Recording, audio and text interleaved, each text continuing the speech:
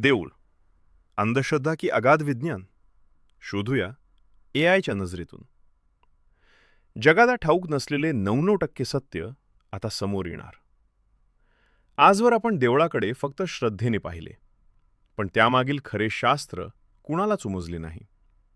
विनाकारण श्रद्धा आणि अंधश्रद्धेच्या वादात आपण अडकलो आहोत. पण आता वेळ आली आहे सत्याची परीक्षा घेण्याची.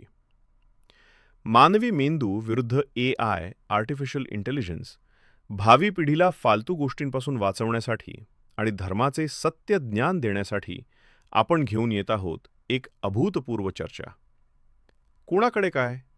माझ्याकडे अनुभवाचे आणि परंपरेचे शहाणपण आहे, तर एआयकडे जगाचा संपूर्ण डेटा आहे. एआय खोटे का बोलत नाही? कारण ते पुराव्यांवर आणि तर्कशास्त्रावर चालते. तिथे पक्षपाताला जागा नाही. या चर्चेत काय ऐकायला मिळेल? देऊळ का बांधले?